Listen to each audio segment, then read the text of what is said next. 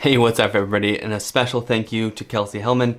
She reached out and asked for this video specifically. So if you would like a video made on a question or a topic something that I cover, you see me post on social media or something, and you want a topic covered of it, and it's not already horse and rodeo related, because I do that over at Equine Photo School. So jump over there, ask questions over there, and I'll definitely make videos and courses and workshops over there at equinephotoSchool.com and on YouTube at Equine Photo School, also the podcast. Anyway, enough of that. Anyway, this is about night sky photography, and I have this book here by Jennifer Wu, and even signed a copy, no less.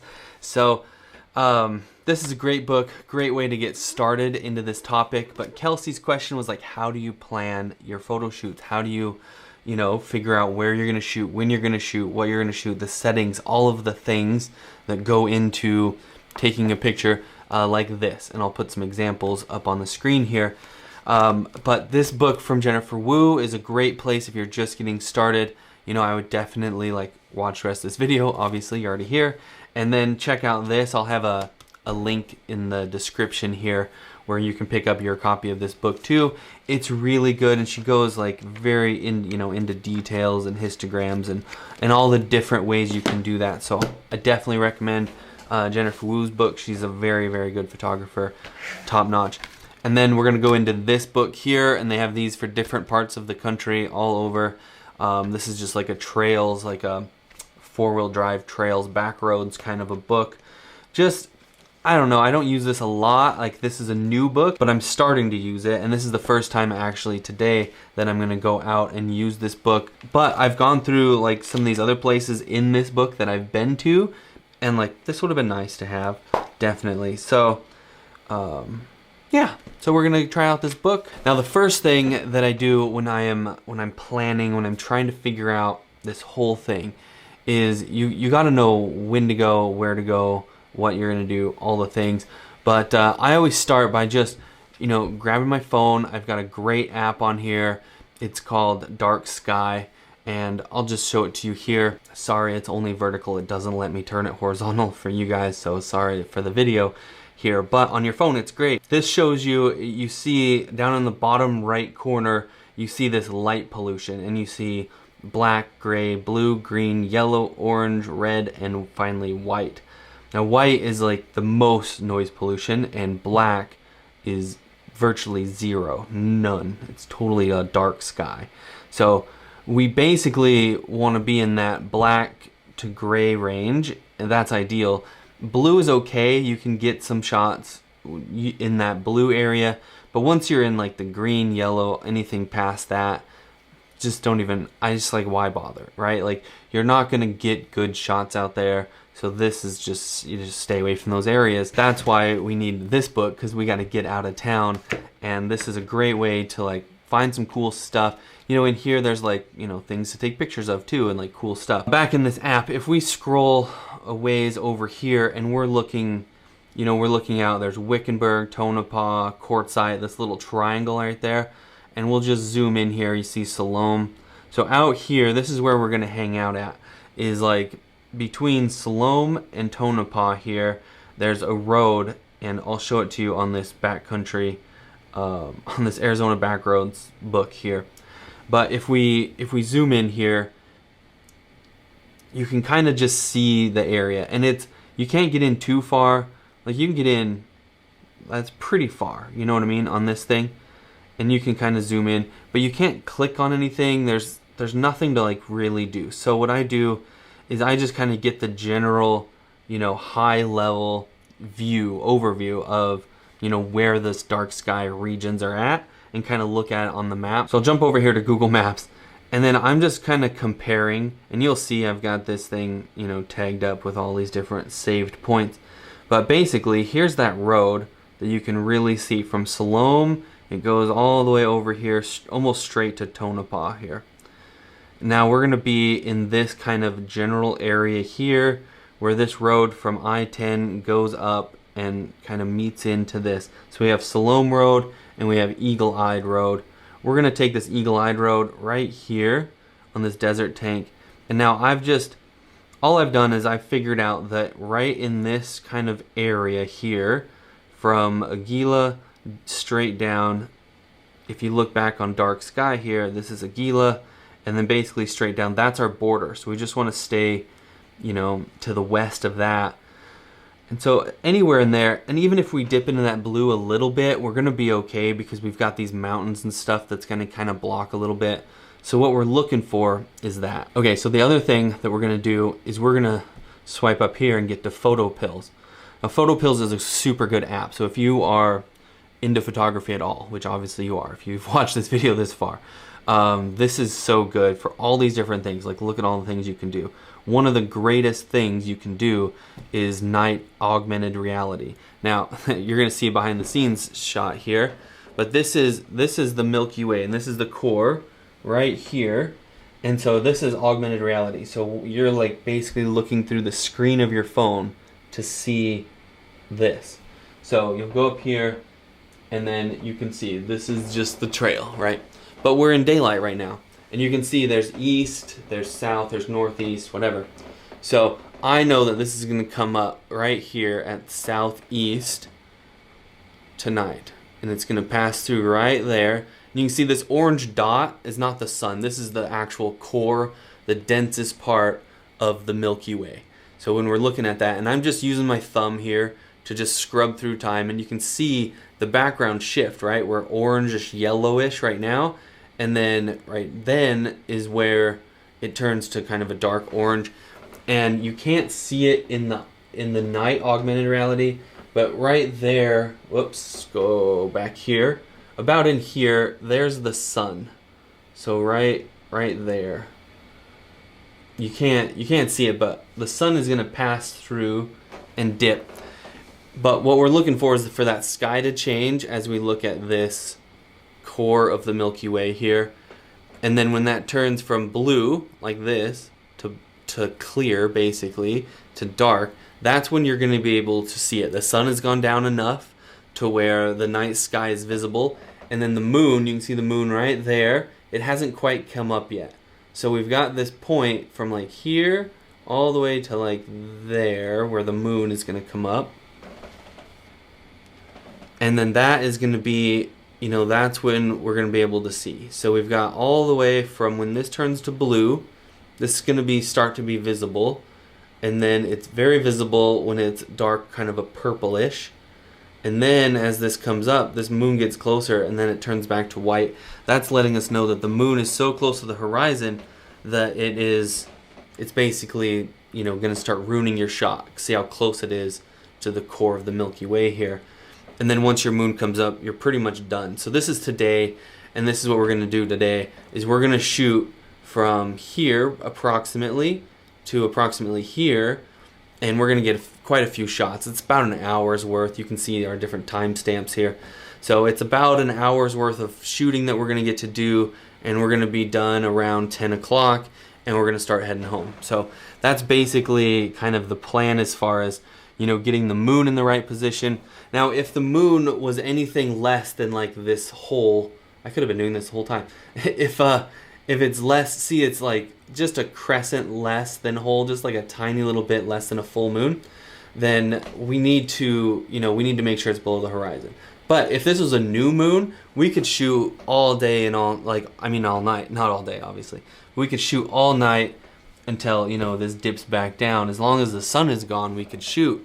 But here, because we have so much moon visible, that we have a small window of opportunity to shoot. Now, once that moon comes up, we can do other landscape pictures if we just turn around and shoot the other way and use the moon to light the landscape. We can do that too. It'll just kind of look like, you know, a moonlit image, I guess, kind of almost sunlight. So that's that. That's it for in the app. So we're just gonna swipe back and forth, and all, you know, I do this a lot. I just zoom in. I find the trails. And then what I'll do is I'll go into, you know, different areas and look and kind of see, you know, where I want to be, and then make sure that, you know, I'll go back to the light pollution map, and I just kind of go back and forth between all these three apps and make sure, you know, first and foremost, we have to make sure that we're going to be able to have, you know, a moment of time in the day, right? Then the other thing is we'll jump into the computer and I'll show you the weather planning that I go and do. So this is weather.gov. This is the National Weather Service. We're basically going straight to the source, and they have a really good website. You can try, other things and kind of get a guesstimate if you're using, the Weather Channel or whatever, the app. There's all kinds of apps that'll kind of get you there.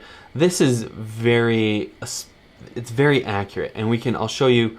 We're just gonna dial way down. So I clicked on Arizona there. It's saying very hot, no surprise here. Stay hydrated. So you can click a location below for a detailed forecast. Now that's super important. So once we've found on the map where we want to go, and we know that at that location there's going to be a moment of time when we can shoot, when we have the stars are visible, the core of the Milky Way is up and visible, everything is, the moon isn't there, the sun isn't there, and everything like astronomically is working right, and our location on the map. Then we go and we find like this very precise kind of a location. So we kind of estimate it here, and then we can zoom in later. So we know that we're, not quite straight south of Wickenburg. We're going to be a little bit this way, and we're almost due west of Phoenix here. So I'm going to guess right in this area. That'll get us pretty close. And you can see like right here, it got us really, really close. And what we want to do here is just go on this part here. Here's our Bighorn Mountains. Here's our road here to Siloam. Now this is that little road that we're going up, and we just want to be, we're going to be right in this general area in between these mountains. So let's click right there. That's where I estimate. I've picked out on Google Maps, I zoomed in, I found a windmill. I could see the shadow of it. I've already done this and zoomed way in. You can see literally a windmill right there. And I've been out there before too, so I kind of know, what I'm doing. But this gives you a very, very accurate, we're in this little square. So this tells you, I don't know what the distance is in the square, like a mile square, whatever it is. Really small square. It tells you today, sunny, high 108, light and variable wind. Here, let's just zoom in on this. And, tonight is going to be mostly clear with low around 82, and the wind speed is really low, becoming light and variable. So we're worried about tonight, and we just want to look at the forecast for tonight. Then what we want to do is scroll down, see this hourly weather forecast here. Let's turn on that. There's our hourly weather forecast. This has like a chart, and this is how detailed we're going to get today. So we're going to dive into this, and what this tells us is we're showing the temperature, dew point, heat index, wind speed. All this stuff is really important to us. Rain, thunder, fog would be important. There's not going to be any today, but you can check that box just to make sure, and we can kind of leave any of this other stuff. If you're going to be out and you want to capture lightning, click this lightning activity level. That'll be really good for you guys to know if you're if you're out doing that. That's a side note. That's not what we're talking about today. So this is a 48-hour period. This is starting at 1 p.m. today. Noon today, really. Noon is here. And then we got 1 p.m., 4 p.m., whatever. So we're going to be looking right at this 10 p.m. mark today. So Sunday, 10 p.m., we're here. And what we want to look at is the heat index, temperature, all that is good. But we're going to scroll down here to wind speed. We don't want much wind because we're going to be shooting long exposure photography. So we don't want that wind rattling our tripod. We don't want it to shake the tripod around. So good, it's really low, almost zero wind down here, 2, 3, 5 miles an hour tops. We're going to be gone by 10 a.m. or 10 p.m. anyway. So we're looking right in this little area. And then as we scroll down, our humidity, we want really low humidity, so we're good. We're less than 12% all night, from 7 to 12. We're going to get some sunset shots too tonight. We're going to make the most of it. Sky cover is the big one that we want to really look at. Anything less than 40%, I'm good. I'll just go out and shoot it, and we're going to see some clouds, and that's fine. A lot of times, especially because we're in Phoenix, we're in you know, Arizona. A lot of times we're down here at this like, you know, point nothing, but you know, 1%, 2%, whatever. But we're gonna get all the way up to 27%, which is a little high, a little higher than, you know, most of the time when we're going out here. We want 0, you know, ideally, but it's fine. We're gonna get away with 27%, 24 to 27%. That's gonna be totally fine, and hopefully it's faced the wrong direction from where we're at anyway. But we're, you know, this doesn't tell us where those clouds are at. As we saw using augmented reality, we could see that we're going to be looking southeast, almost exactly southeast, to get that core of the Milky Way. You look at rain, none; thunder, none. So we're good there, and everything else is pretty much it. So that's what we're here looking at. The big deal is cloud cover. Humidity definitely plays a part in it. If you're really high humidity, you're gonna have like a worse image. You know, it's gonna degrade your image. That is basically the planning. That is what we're going to do to figure out where we're gonna shoot at, when we can shoot at, the time of day, all that kind of stuff. Now, the next thing we're gonna do is we're gonna pack up all this stuff and head out there and actually go out and scout a location. Now, you heard me talk a little bit ago. I looked on Google Maps and I was kind of scouting locations from above, looking down. It's okay. It works. It kind of gets you a general idea of what's going on there. You can see that there's mountains nearby. They're little tiny mountains, but they're mountains. There's saguaros all over. You can see their little shadows. They're big shadows, I guess. I saw a windmill out there. And I just kind of know there's plenty of cool things to see once we get there. But the point is to kind of have a general big picture idea and then scale down, down, down, down until we finally are just boots on the ground. We're out there walking around, camera on a tripod, just, you know, checking out the thing. So the next thing we're going to do is pack up all this gear and head on out. It doesn't really matter what camera body you have necessarily. It needs to be able to do manual mode, but other than that, it's not really a big deal. A lot of you guys are going to have this lens or one similar to it. This is the 24 to 70 f of astrophotography with this lens. I love it. You want a lens that has a little manual mode. You can manually focus here. That's going to be super big when we're out trying to focus on the stars. We're trying to hit that infinity focus, but, you know, have everything in the foreground focus too. So you want to dial that in exactly to the right spot. So you need manual focus. Today, I'm probably going to be shooting mostly on this lens. This is a 24mm prime. This is from Sigma. It's a beautiful lens. I love this thing. It's wicked sharp.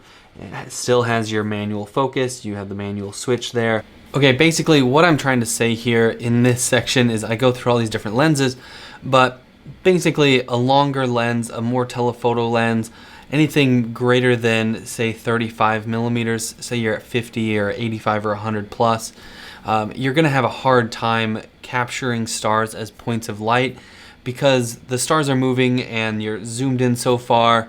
It just moves so much faster. I'm going to show you an app here in just a second where you can calculate your focal length and then your maximum shutter speed to still get stars as points of light. So hopefully that helps more than this long spiel that I fast forwarded through. It's nice to have a camera that you already know you can run in the dark. I'm going to bring a headlamp with me, but we're going to be setting this at f2. I don't like this lens at f1.4. for a lot of reasons. It's sharper at f2.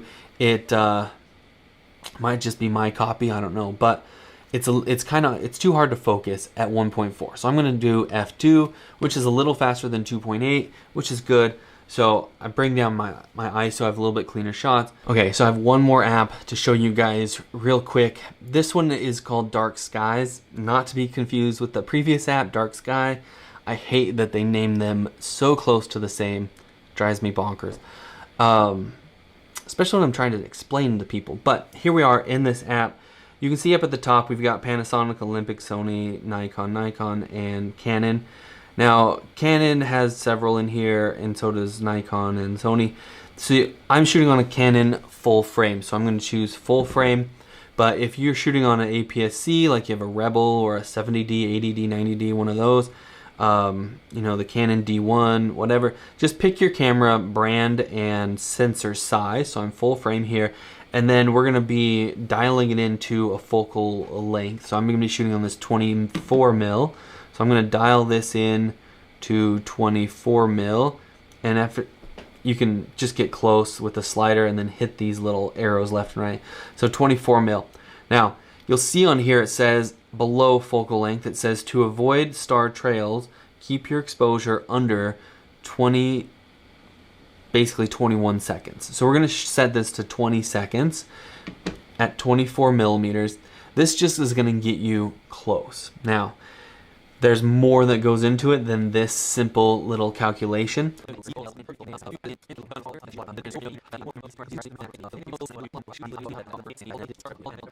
Be set up in a matter of seconds and be shooting. And then all you got to worry about from then on is making sure that you don't, you know, mess up after you've gotten this dialed in, your focus perfect.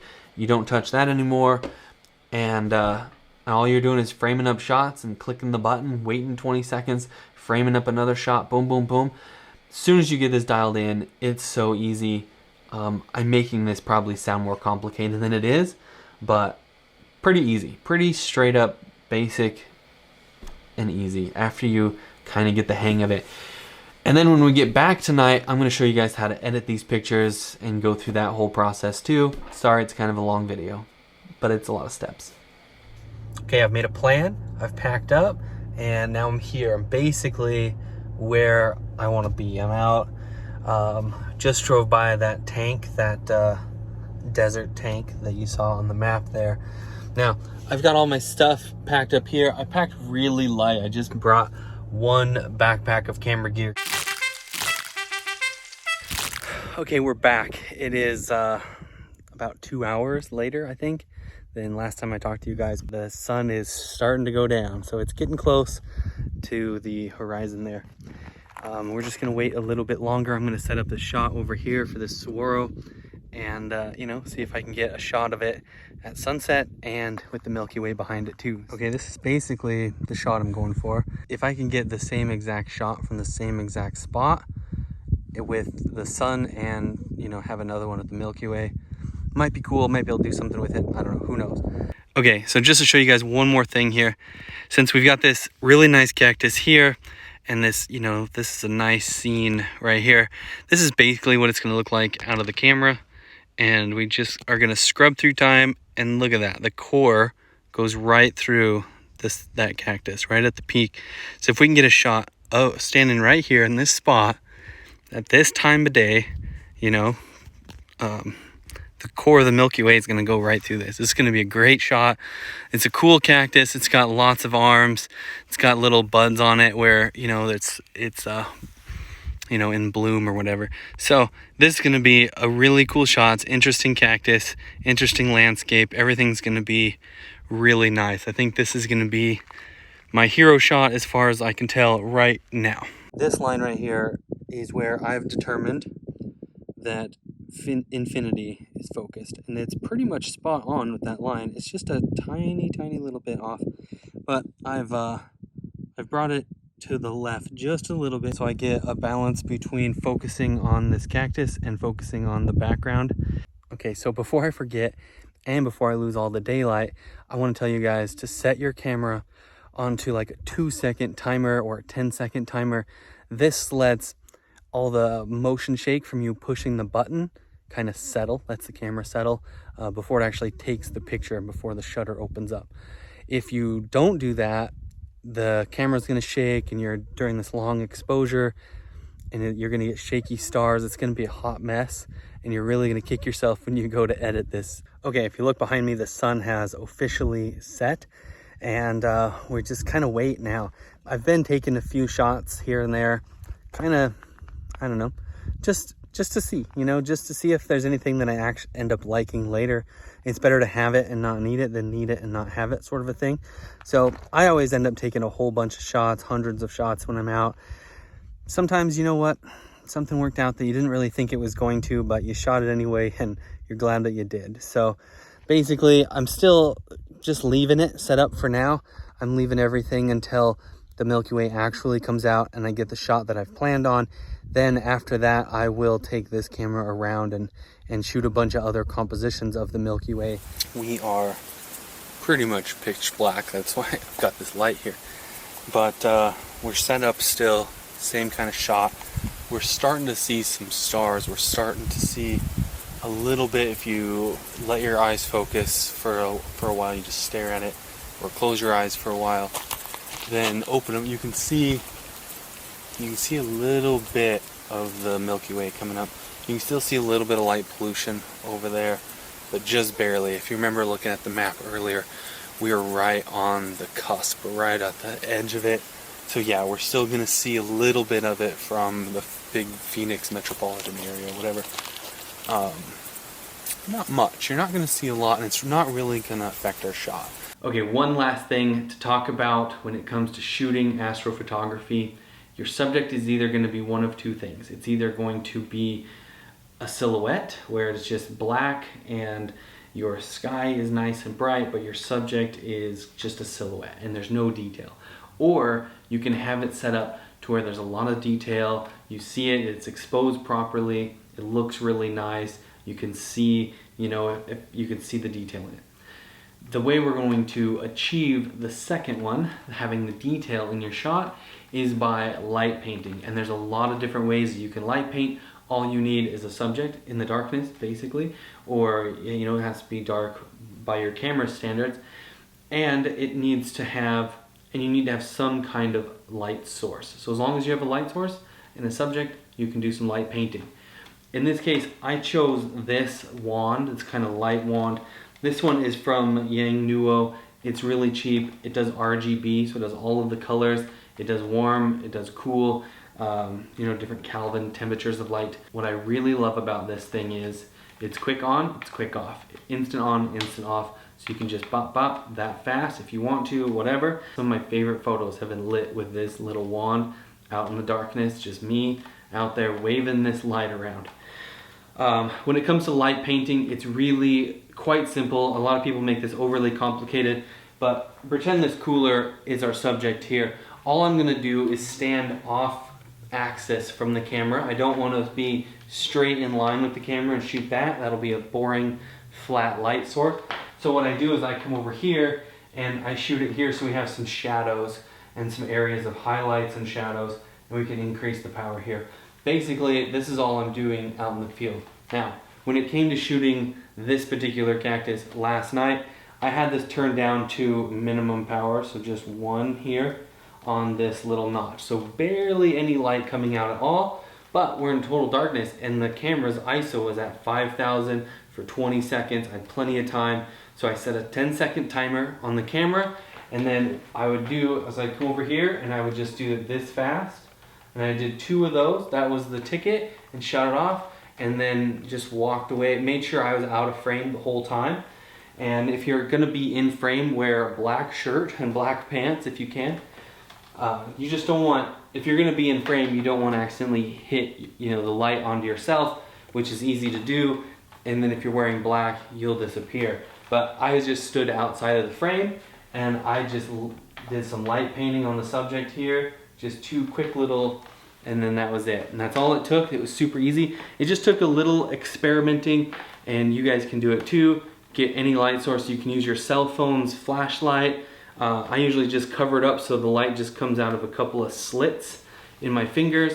I'll show you, it's just like this. Just cover it up so the light just barely comes out, and you can just light paint like that. You don't need very much light to do light painting with. But other than that, you can get totally creative. You can change the color of the light. You can change the direction. You can have it coming from 2 different directions. If you're on a 20-second timer here, so you stand over here, shoot it 1, 2, and then you turn it off, you run over here, and then you get it from over there before the timer's up. Super easy to do as a one-man show. You can get light coming from all kinds of different directions. Stand behind it if you want to. Just get creative. That's part of the fun. This is a good tool to do it, but there's all kinds of ways. As long as it produces light, you're good to go. All right, that wraps up this video. I hope you enjoyed it. If you want me to make a video about how I edit these photos, this astrophotography, I can gladly do that. I just think for this video, we're already over 30 minutes. It doesn't need to be any longer. If you've stuck around this long, I sure appreciate you.